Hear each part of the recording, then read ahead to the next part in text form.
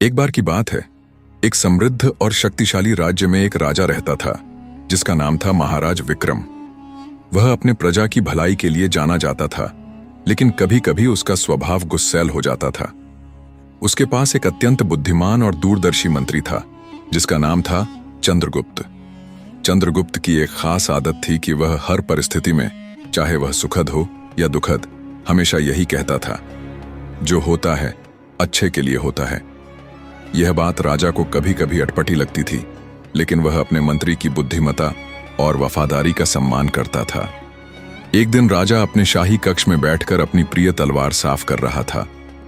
यह तलवार न केवल उसकी शक्ति का प्रतीक थी, बल्कि उसकी कई युद्धों की जीत की गवाह भी थी। मंत्री चंद्रगुप्त पास ही बैठकर राजा से राज्य के कुछ जरूरी मामलों पर चर्चा कर रहा था। अचानक तलवार राजा के हाथ से फिसल गई और तेज धार से उसके दाहिने पैर की एक उंगली कट गई। खून बहने लगा और राजा दर्द से कराह उठा। सैनिक और वैद्य तुरंत दौड़े आए और वैद्य ने घाव को साफ करके पट्टी बांधी। इस बीच चंद्रगुप्त ने शांत स्वर में कहा, महाराज, जो होता है अच्छे के लिए होता है। यह सुनकर राजा का गुस्सा 7वें आसमान पर पहुंच गया। वह चिल्लाया, चंद्रगुप्त, मेरी उंगली कट गई, मैं दर्द में तड़प रहा हूं और तुम कह रहे हो कि यह अच्छे के लिए हुआ। इसमें क्या अच्छा है? क्या तुम्हारा दिमाग खराब हो गया है? क्रोध में राजा ने तुरंत आदेश दिया, इस मूर्ख को जेल में डालो, इसे अपनी बुद्धिमानी का सबक सिखाना होगा।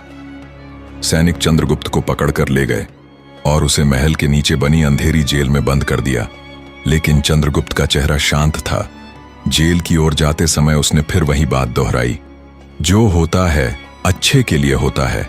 राजा ने यह सुना और मन ही मन सोचा, यह आदमी सचमुच अजीब है। जेल जा रहा है और फिर भी यही कह रहा है। समय बीता और 2 महीने बाद राजा ने अपने मन को शांत करने के लिए शिकार पर जाने का फैसला किया।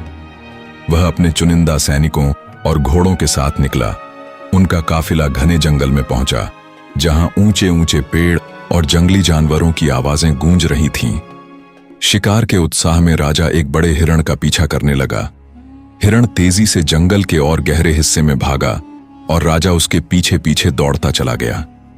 इस चक्कर में वह अपने सैनिकों से बिछड़ गया। जब हिरण जंगल की घनी झाड़ियों में गायब हो गया, तब राजा को एहसास हुआ कि वह रास्ता भटक चुका है। चारों तरफ घना जंगल, अनजान रास्ते और कोई मददगार नहीं। राजा ने हिम्मत नहीं हारी और रास्ता ढूंढने की कोशिश करने लगा। अचानक जंगल के बीच से कुछ आदिवासियों का समूह निकला। उनके चेहरों पर रंग बिरंगे चित्र बने थे और उनके हाथों में भाले और तीर कमान थे। यह एक ऐसा कबीला था जो न तो राजा के राज्य के अधीन था, न ही राजा को पहचानता था। उन्होंने राजा को घेर लिया और बंधक बना लिया। राजा ने अपनी पहचान बताने की कोशिश की, लेकिन वे उसकी भाषा नहीं समझते थे। वे उसे अपने कबीले के एक खुले मैदान में ले गए, जहां एक बड़ा बलि स्थल बना हुआ था। यह कबीला हर साल अपनी जंगल की देवी को प्रसन्न करने के लिए एक मानव बलि देता था और इस बार राजा को उनका शिकार बनना था। आदिवासियों ने उत्साह में ढोल नगाड़े बजाने शुरू किए। उन्होंने राजा को नहलाया, उसे उनके रीति रिवाजों के अनुसार नए कपड़े पहनाए और उसके गले में फूलों की माला डाली। राजा डर के मारे कांप रहा था और बार बार रिहाई की गुहार लगा रहा था, लेकिन उसकी बातें उनके लिए बेमानी थीं। जैसे ही बलि की रस्म शुरू होने वाली थी, कबीले का मुखिया राजा के पास आया और उसने राजा के शरीर का मुआयना किया। तभी उसकी नजर राजा के पैर पर पड़ी, जहां एक उंगली गायब थी। उसने तुरंत ढोल नगाड़े बंद करने का इशारा किया और गंभीर स्वर में बोला, यह व्यक्ति अपूर्ण है। हमारी देवी को केवल पूर्ण शरीर वाला इंसान ही चढ़ाया जा सकता है। अपूर्ण बलि देने से देवी क्रोधित हो जाएंगी। यह सुनकर कबीले वालों ने राजा को तुरंत छोड़ दिया। राजा किसी तरह जंगल से निकलकर अपने महल पहुंचा। उसकी जान बच गई थी और वह राहत की सांस ले रहा था। महल पहुंचते ही उसने उस दिन की घटना के बारे में सोचना शुरू किया। उसे याद आया कि अगर उसकी उंगली न कटी होती तो आदिवासी उसे बलि चढ़ा देते। उसे अपने मंत्री चंद्रगुप्त की बात याद आई, जो होता है अच्छे के लिए होता है। राजा को अपनी गलती का एहसास हुआ। उसने तुरंत सैनिकों को आदेश दिया कि चंद्रगुप्त को जेल से रिहा किया जाए और उसे सम्मान के साथ वापस महल लाया जाए। जब चंद्रगुप्त महल पहुंचा, राजा ने उसे गले लगाया और अपने व्यवहार के लिए माफी मांगी। उसने चंद्रगुप्त को फिर से उसका मंत्री पद सौंपा और पूछा, चंद्रगुप्त, उस दिन मेरी उंगली कटने से मेरी जान बची, यह मैं समझ गया। तुम सही थे कि जो हुआ अच्छे के लिए हुआ, लेकिन तुम 2 महीने तक जेल की अंधेरी कोठरी में रहे।